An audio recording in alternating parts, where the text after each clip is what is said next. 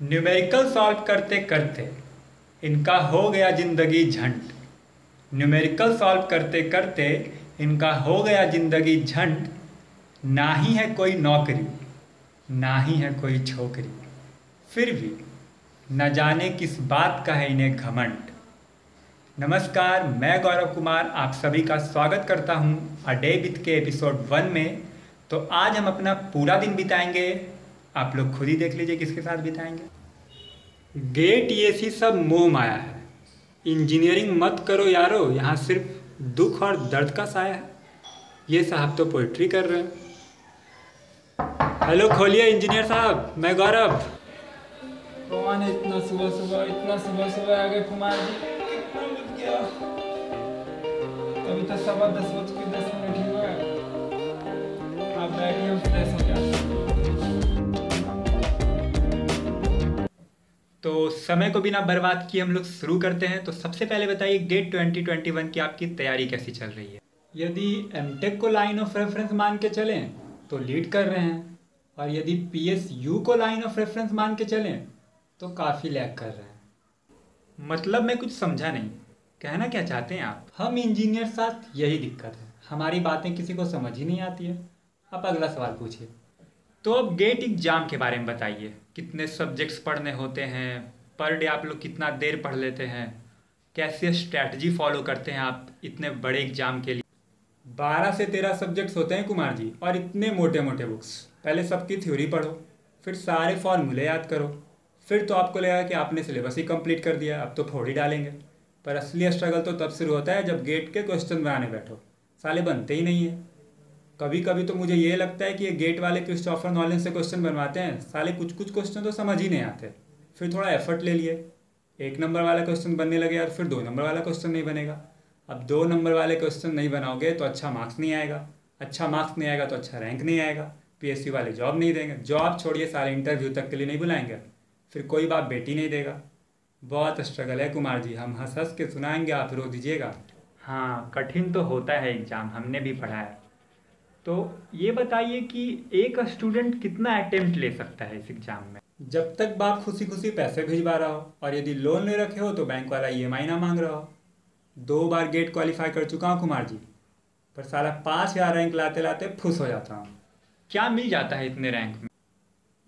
समाज में थोड़ी इज्जत, और प्रैक्टिकली देखूँ तो 20 लाख 20 करोड़ में जो मेरे और आप जैसे आम जनता को मिल जा रहा है, बस उतना मिल जाता है। गेट तक हम लोग अब बाद में पहुंचेंगे।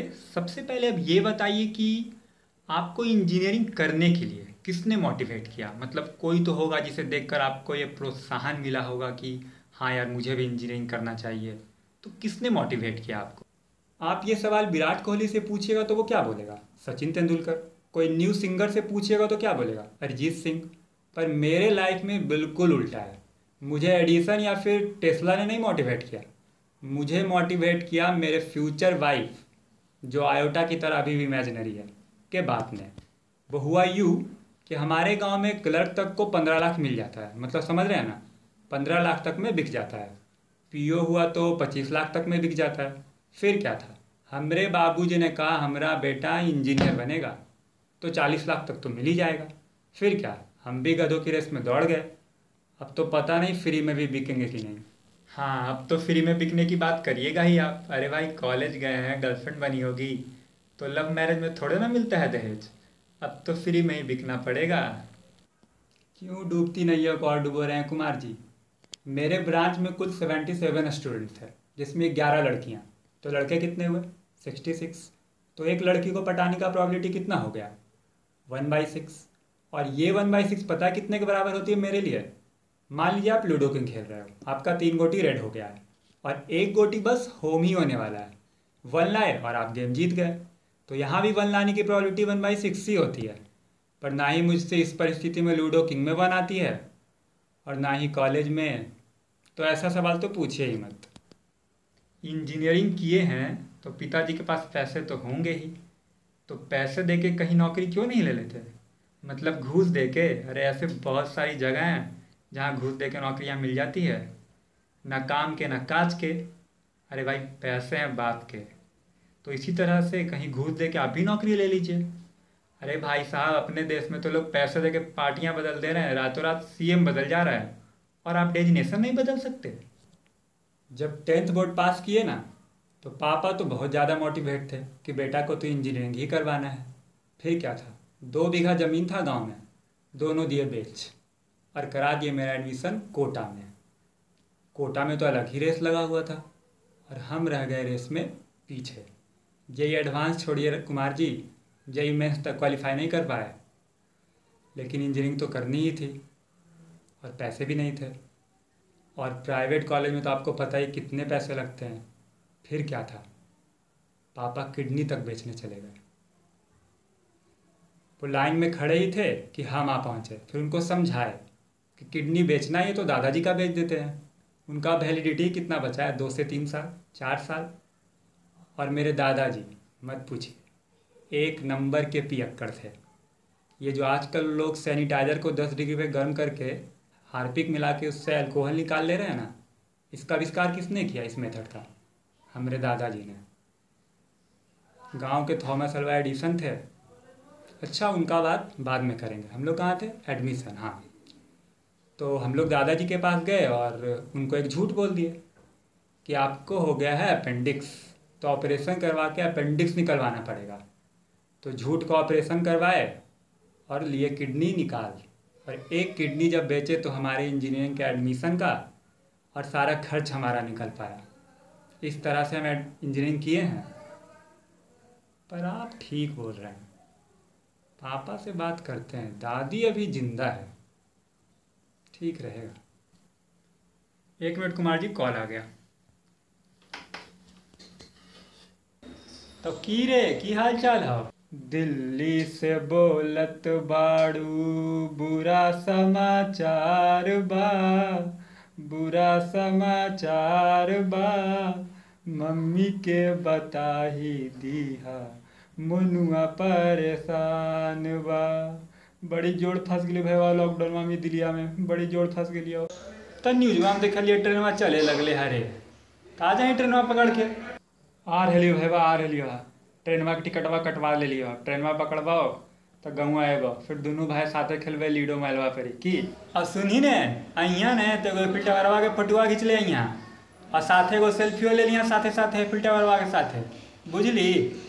हट बुड़बक, दिल्लिया में कुतुब मीनार ना है रे, एफिल टावर तो पेरिस में है। और एगो बात पूछिए, हमारे ग्रुप डिया के दौड़वा हले तो तोरे नियन एगो लड़का देखलियो हल कि तू ही है नी रे? हमरा लगा तू ही है नहीं, तोरा देने गेलियो तो तू भाग गई नहीं वजह से। ग्रुप डी का फरमा भरे लगनी की रे। हेलो हेलो, बोलो हलिए, आवाज नहीं आ रहा तो? फरमा तू भर नहीं हेलो, कोची बोल रही रे? ग्रुप डी वाला फरमा हेलो तू भर नहीं। हेलो, आवाज नहीं आ रहा तो? अरे भाई, तो आपहू बिहार से हैं? अरे भाई, हमहू बिहार से हैं भाई। तो चलिए यही बात पे तनी खैनी खियावा मरते कर दिए ना छोटा बात, मतलब इंजीनियरिंग करके हम खैनी खाएंगे।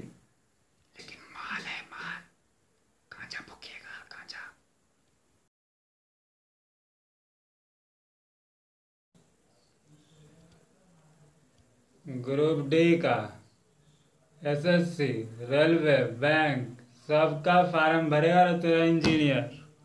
और ग्रुप डी तो निकाल भी लिए थे कुमार जी, पर साला दौड़े में छट गए।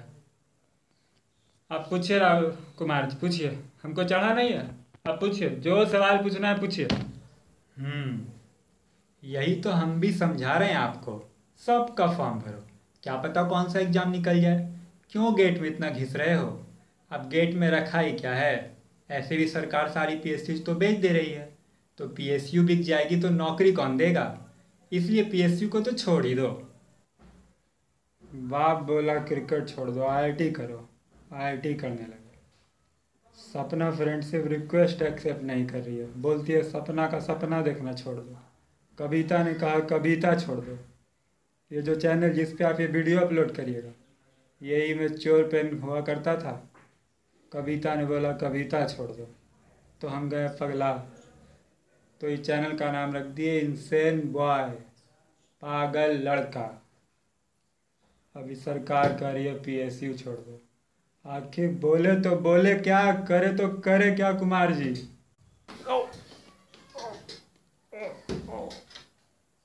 अरे ये तो इंजीनियर साहब लगता है बहुत चढ़ गया, इन्हें तो नींबू पानी देना पड़ेगा।